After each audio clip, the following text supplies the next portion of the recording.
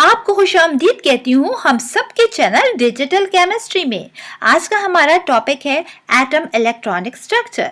इस वीडियो में हम डिस्कस करेंगे कि एटम क्या है, सब एटॉमिक पार्टिकल्स, इलेक्ट्रॉन, प्रोटॉन्स और न्यूट्रॉन्स, उनकी एग्जैक्ट लोकेशन क्या है, उनका मास क्या है और उन पर चार्ज कौन सा मौजूद है। फ्रेंड्स, इसी के साथ कुछ क्वेश्चंस जो हमारे माइंड में हैं उसको डिस्कस करेंगे कि एटम इलेक्ट्रली जो हम कहते हैं इलेक्ट्रिकली न्यूट्रल है वो क्यों है। इसी के साथ कि हम ये मालूम करें कि जो एटम का तमाम मास न्यूक्लियस में क्यों मौजूद होता है, हम क्यों कहते हैं कि एटम इज इलेक्ट्रिकली न्यूट्रल, जबकि हम जानते हैं कि एटम्स में इलेक्ट्रॉन्स भी मौजूद होते हैं। फ्रेंड्स, इस सब को जानने के लिए आप मेरी वीडियो को आखिर तक देखते रहिए। वर्ड एटम डिराइव किया गया है ग्रीक वर्ड एटॉमिस से, जिसका मतलब है इनडिविजिबल, मींस जो चीज फर्दर डिवाइड ना हो सके। फ्रेंड्स, एटम मैटर का स्मॉलेस्ट पार्टिकल है जिसमें मैटर की तमाम खसूसियात मौजूद होती हैं। याद रखिए कि हमारे पास 3 states of matter, solid, liquid और गैस, तमाम की तमाम में जो बेसिक यूनिट है वो हमारे पास एटम कहलाता है। यहाँ बात करते हैं एटम्स में मौजूद सब एटॉमिक पार्टिकल्स की। जैसे कि आप देख सकते हैं कि ये डायग्राम एक एटम की है। यहाँ पर रेड सर्कल्स जो हैं ये शो कर रहे हैं प्रोटॉन्स को, ग्रीन सर्कल शो कर रहे हैं न्यूट्रॉन्स को, और आप देख सकते हैं कि ये ब्लू सर्कल जो हैं ये इलेक्ट्रॉन्स को बता रहे हैं। तो यहाँ से हम ये कह सकते हैं कि जो सब एटॉमिक पार्टिकल्स या फंडामेंटल सब एटॉमिक पार्टिकल्स किसी भी एटम में मौजूद होते हैं वो इलेक्ट्रॉन्स, प्रोटॉन्स और न्यूट्रॉन्स कहलाते हैं। अब ये इलेक्ट्रॉन्स, प्रोटॉन और न्यूट्रॉन्स कहाँ मौजूद होते हैं इसे डिस्कस करते हैं। फ्रेंड्स, जैसे कि आप देख सकते हैं कि प्रोटॉन्स जो कि रेड सर्कल से शो किया गया है और न्यूट्रॉन्स जो कि ग्रीन सर्कल से शो किए गए हैं, तो ये एटम के बिल्कुल दरमियान में है। ठीक है, तो जब ये प्रोटॉन्स और न्यूट्रॉन्स जो हैं ये एटम में न्यूक्लियस के अंदर मौजूद होते हैं।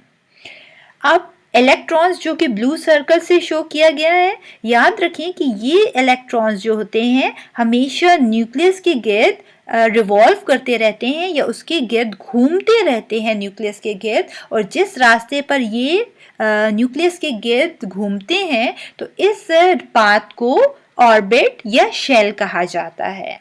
तो अगेन मैं रिपीट कर रही हूँ कि हमारे पास फंडामेंटल सब एटॉमिक पार्टिकल्स किसी भी एटम के इलेक्ट्रॉन, प्रोटॉन्स और न्यूट्रॉन्स कहलाते हैं। प्रोटॉन्स और न्यूट्रॉन्स जो हैं वो न्यूक्लियस के अंदर मौजूद होते हैं, जबकि इलेक्ट्रॉन्स न्यूक्लियस के गिर्द अपने शेल या ऑर्बिट में रिवॉल्व करते रहते हैं।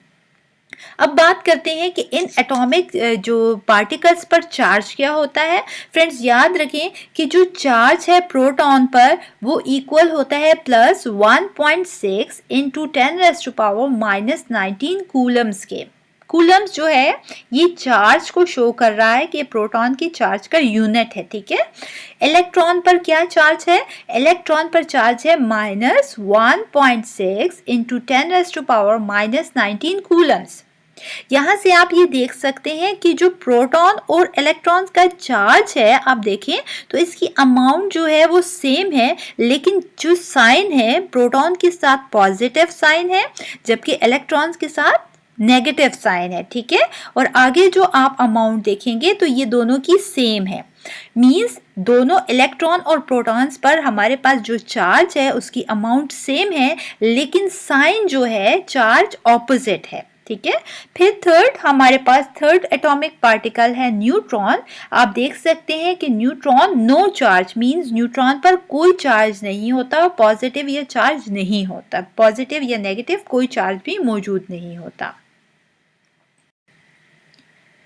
मास ऑफ सब एटॉमिक पार्टिकल्स, हम जानते हैं कि प्रोटॉन जो है हमारे पास न्यूक्लियस के अंदर मौजूद है, न्यूट्रॉन भी न्यूक्लियस में मौजूद होता है, इलेक्ट्रॉन्स जो है हमारे पास न्यूक्लियस के गिर्द जो है ऑर्बिट में रिवॉल्व करता रहता है। मास की बात करते हैं, हमारे पास प्रोटॉन का मास है 1.67 इंटू 10⁻⁻27 किलोग्राम्स। मास न्यूट्रॉन का हमारे पास 1.67 इंटू 10⁻⁻27 किलोग्राम। आप देख सकते हैं कि प्रोटॉन और न्यूट्रॉन का मास जो है सेम मास है। इलेक्ट्रॉन के मास को देखते हैं तो इलेक्ट्रॉन का मास है हमारे पास 9.1 इंटू 10⁻31 किलोग्राम। फ्रेंड्स, यहाँ से हम ये जान सकते हैं कि प्रोटॉन और न्यूट्रॉन का मास जो है सेम है, जबकि इलेक्ट्रॉन का मास बहुत ज़्यादा कम है एज कंपेयर टू प्रोटॉन और न्यूट्रॉन के।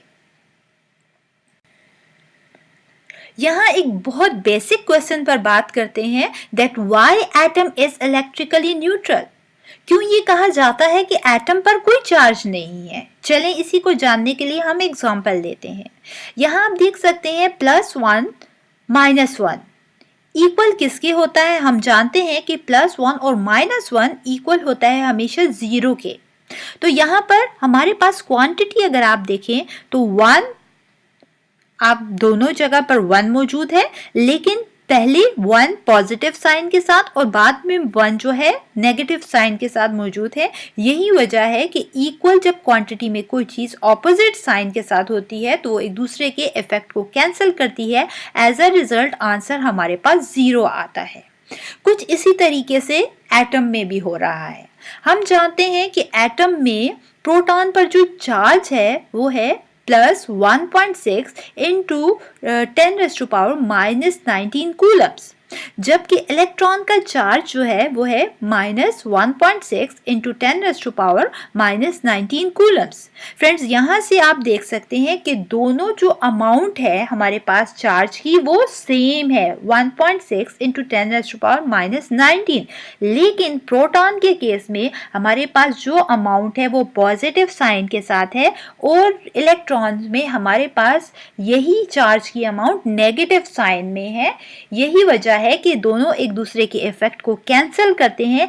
एज अ रिजल्ट जो हमारे पास चार्ज आता है एटम पर वो न्यूट्रल कहलाता है, मीन 0 चार्ज और नो चार्ज। ठीक है, न्यूट्रल का मतलब है कि हमारे पास एटम पर कोई चार्ज नहीं होता। अगेन रिपीट करती हूँ, क्योंकि हमारे पास प्रोटॉन और इलेक्ट्रॉन्स पर इक्वल अमाउंट में चार्ज होता है ऑपोजिट साइन के साथ। यही वजह है कि दोनों एक दूसरे के इफेक्ट को कैंसिल करते हैं और हम कहते हैं कि एटम इलेक्ट्रिकली न्यूट्रल है, मीन्स उस पर कोई चार्ज नहीं है। एक और सवाल है that why the whole mass of an atom is in the nucleus. Friends, हम जानते हैं कि एटम्स में इलेक्ट्रॉन, प्रोटॉन्स और न्यूट्रॉन्स मौजूद होते हैं, तो फिर हम मास की बात सिर्फ क्यों कर रहे हैं न्यूक्लियस में? हम क्यों इलेक्ट्रॉन्स का इस केस में इन्वॉल्व नहीं कर रहे हैं? चलिए इसी को डिस्कस करते हैं। हम जानते हैं कि मास ऑफ प्रोटॉन और मास ऑफ न्यूट्रॉन्स जो इक्वल होता है वो है 1.67 इंटू 10⁻⁻27 किलोग्राम्स के, जबकि मास ऑफ इलेक्ट्रॉन्स इक्वल होता है 9.1 इंटू 10⁻31 किलोग्राम्स के। यहाँ आप देख सकते हैं कि जो इलेक्ट्रॉन का मास है वो बहुत ज़्यादा कम है। इतना कम है कि इसको हम इग्नोर करते हैं as compare to mass of protons और न्यूट्रॉन्स के। यही वजह है कि हम कहते हैं कि जो होल मास होता है एटम का वो न्यूक्लियस के अंदर मौजूद होता है। थर्ड क्वेश्चन है how atoms bond together to form molecules. हमारे पास मॉलिक्यूल्स कैसे बनते हैं? याद रखिए फ्रेंड्स कि जैसे ही एटम्स आपस में कंबाइन करते हैं तो इनकी केमिकल कॉम्बिनेशन से हमारे पास मॉलिक्यूल्स बनते हैं। चलिए एग्जांपल लेते हैं वाटर के मॉलिक्यूल की। आप देख सकते हैं इस डायग्राम में हमारे पास वाटर का मॉलिक्यूल है। वाटर का मॉलिक्यूल कैसे बना हुआ है? यहाँ पर 2 हाइड्रोजन एटम्स हैं, ठीक है, और 1 ऑक्सीजन एटम है। जब ये तीनों एटम्स केमिकली कंबाइन करेंगे तो इनकी कॉम्बिनेशन से हमारे पास H2O या वाटर मॉलिक्यूल फॉर्मेशन होगा।